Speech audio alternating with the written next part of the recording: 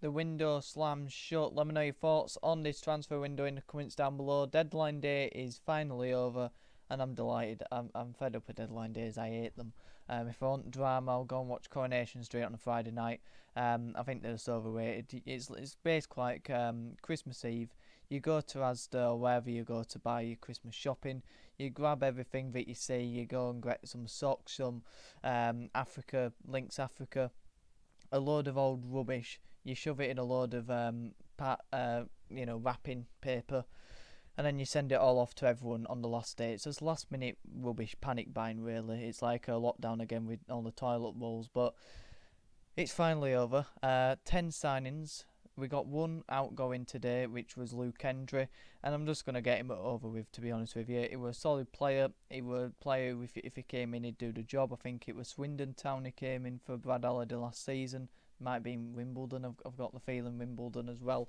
Came for a couple of games for Halliday last season, and he was steady. He'd do the job, like when we loaned him in, or got him in first time. Second time after Frelkeld, had to be brought out the team, and that were a deadline day signing. He did the job, and that's all that Luke Hendry will be, a player who comes in and does the job for you. I wish him well at Harrogate. He's a likeable character, he's a good backup, but he needs his game time, so I wish him the best of luck in his next journey as a player. I don't know how old he is now, probably late 20s, so definitely needs that game time. But yeah, window's finally over. We've got 10 signings in. Let me know your thoughts on the signings. I'll probably do a video more bit detailed based on the signings we've made, probably some point next week. But the first sign we made today was Chizzy. It was Afoka. He came in on loan from Aston Villa. Chisholm Afoka, 19 years of age. I think it's his first loan in his career. And I think out of the two players we brought him today, Chisholm Afoka and Tulloch, what's his first name? Rayan Tulloch. Out of the two players of them, I think Afoka might do better, just because when I've listened to him speak, I like how he speaks. He speaks in detail about his game, speaks in detail about the club, and he seems really ambitious but really determined as well to make it. So when I listen to him, I feel more confident, whereas when you see Tulloch take his photos with a hat on, with no smile, I mean, I won't judge a player, there might be something going on, but you can never blame a player for not smiling when they've signed for Bradford City. They already know what's going on, but Afoka generally seems quite happy to be here. He won the FA Youth Cup in 2021 before progressing to the under-21 side. He came from West Brom, funnily enough, so they will know each other, I'd assume. He came from Aston Villa. Last season he scored 5 goals in 17 games in the Premier League 2, Division 2. So I'm guessing, that's a lower level to top division in the Premier League. Youth setup, that's not particularly good, is it? But Aston Villa have a pretty good youth setup anyway, so I'm not too concerned about that. And when you look at Tariq Wright and how well he did, after no real experience from his loan spells at Colchester and Salford and Walsall, was it? No real experience from there. So you can never tell with loan signings, you can never tell with signings. I think it's about a 50-50 really, if they work or not. And we've brought in 3 wingers in the last couple of days with Wilson, Afoka and Tulloch. It's basically like, well, the normal 50-50. If we bring 3 in, we might get 2 of them right. We're bound to get one of them right. That's the sort of thing I'm getting from it. But good potential from what I've seen and what I've heard about him at Aston Villa. He needs that game time to kick on now. And 5 goals in 17 games isn't too bad. It's decent going. Hopefully he can kick on with us. He made 3 appearances in the Premier League 2 this season before he came to us. But he did say, I'm really happy to be here. I've heard very good things about the club and the move made perfect sense to me. I'm a winger who likes to take players on and create, whether that is passing or in a 1v1 ability. I like to look forward and play forward and create as much as I can. I know this club wants to get promoted and back to the level it should be at. I have experienced that winning culture and mentality a little bit at Aston Villa and just want to keep winning. Hopefully together we can go forward.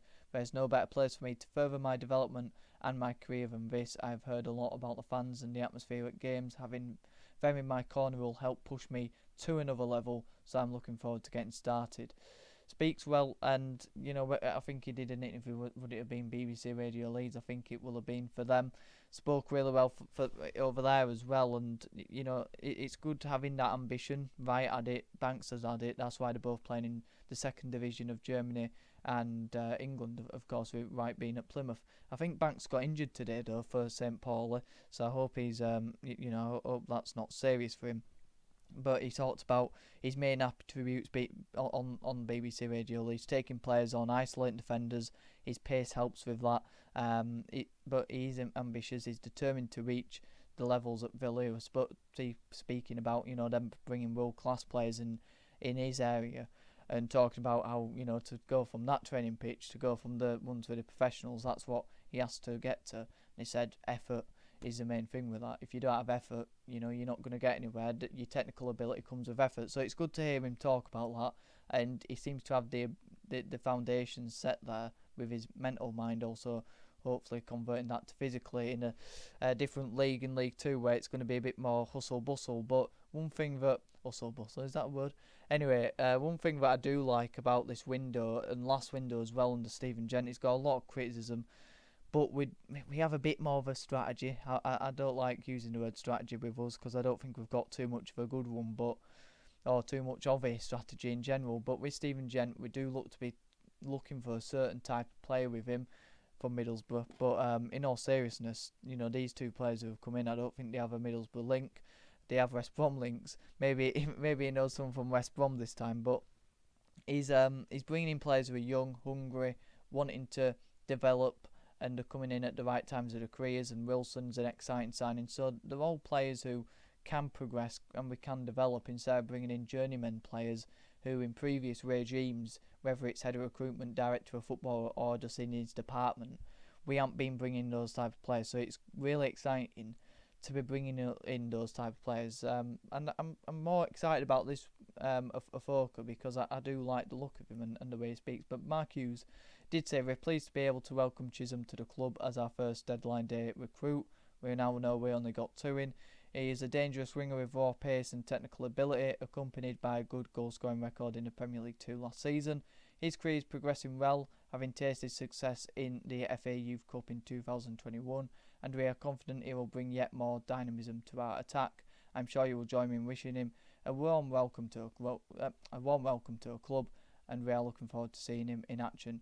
He'll be sponsored by Bingley Bantams, with his signing subject to relevant AFL, Premier League and FA clearances. I think he's able to play on Saturday against Mansfield as well tomorrow. But right to look then, let's move on into him.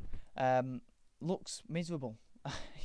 I've seen all the pictures of him, and he's wearing a hat. He's got a very serious, stern face.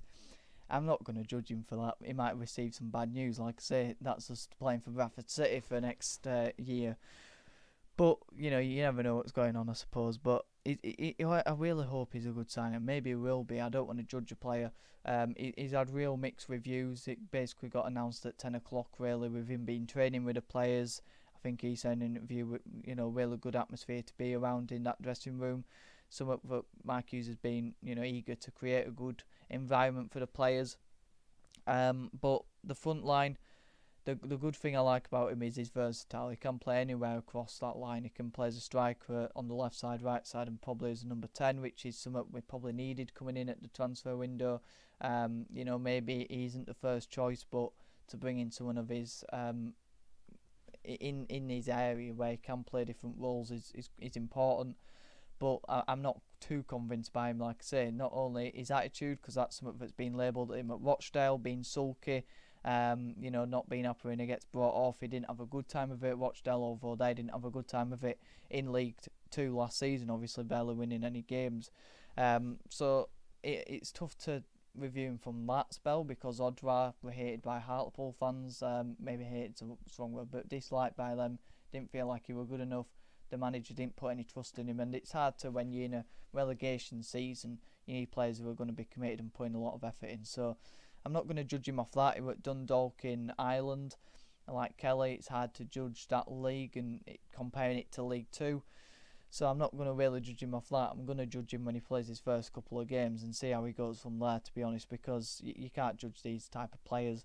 But hopefully he knuckles down, because West Brom fans are infuriated by him really promising player who hasn't lived up to that hype. Not too sure how old he is now, 22. So it's a big loan for him, and it's really got to work out for him to try and establish himself in the English football. But he's coming in on loan. He scored 1 goal in 3 Premier League 2 games already this season for West Brom, which is pretty decent going, I suppose. Spent last season on loan at Rochdale, scored 5 goals in 19 appearances at Dundalk in the second half of last season.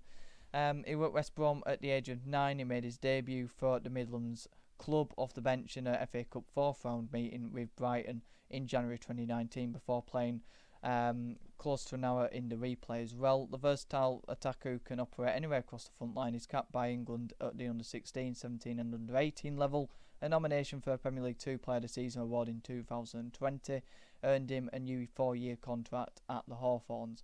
He said, "I'm looking forward to it. This is a massive club and I'm ready to get going. I have watched some of the games. I like the way the team plays.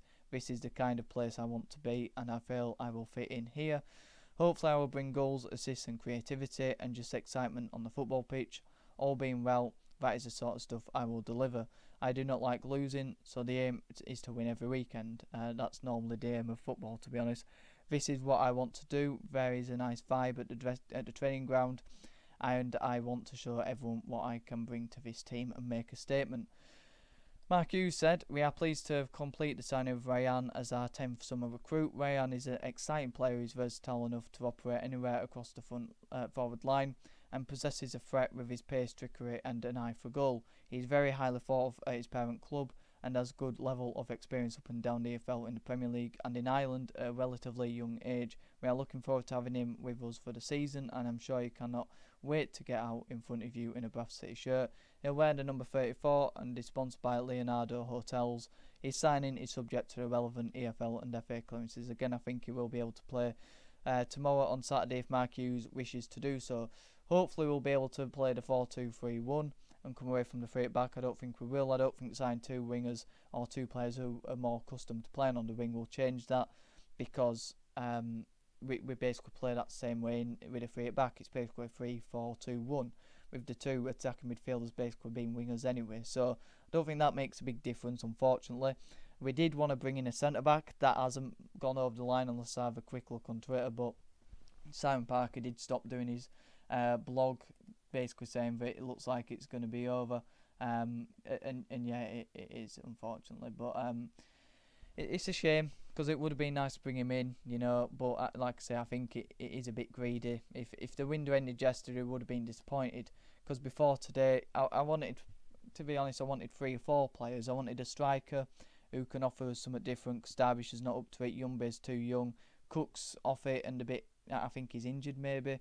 Tyle Smith isn't fancied up front and Oliver's constantly getting recurring injuries, so we definitely needed a striker in my opinion. Tulloch can basically play that role, so like I say, his calibre and the way he plays, I like that signing, to be honest. But Tompkinson, the Norwich centre-back, who was highly rumoured around 10 o'clock to be signing for us, it didn't go through, and that's a shame, because I think he would have suited us really well. Good on the ball, pacey centre-back. Maybe there were a couple of things right didn't go over the line. Maybe it was too late. Maybe Norwich didn't have enough centre-backs, because I'm not sure if Dion Bamadile deal went through. Was it to Sheffield United or Forest? I think it was Nottingham Forest. He was supposed to be going for around 20 million, so that would have had a big impact on them, letting him go, because there would have been a real lack of options in centre-back for them. So maybe he did go, and the lack of cover is the reason why they didn't let him go. Maybe it's us as well. Maybe we would have had too many centre-backs, and Dodasina's loan, if he was going to go out on loan, didn't go through either. So there might have been a few different factors, or it might have been because we left it too late to bring him in. But this is the thing where I don't like deadline day. Surely we've been identifying for a while, not just for, who's this player who's come on the market. You should be, examining players a lot longer than that. But he's played in a back 3 at Stevenage before as well, and I do think he would have been the right player for us with good potential at Norwich. But want to be the window, like I say, I'll do a video on the week, but I think I'm not exactly over the moon with it, but I'm not dissatisfied. I think we've had a decent window. We can take stuff from it. This deadline day itself, I would have wanted progressive midfielder, bit of energy, that young sort of academy midfielder who's really good on the ball but automatically gives energy because he's young. That's what I would have liked. You know, Tomkinson would have been an ideal centre back, and maybe another striker. But I'm not going to get greedy. I wanted a couple of wingers. We've got that, and we go to Mansfield now tomorrow. An early start. Let me know if you're going to the game. I am, so I better get this video out as quick as possible. Let me know your thoughts in the comments down below on deadline day. Let me know your thoughts on a transfer window as well. Like the video if you did, subscribe if you're new. All the support is massively appreciated. Have a good one.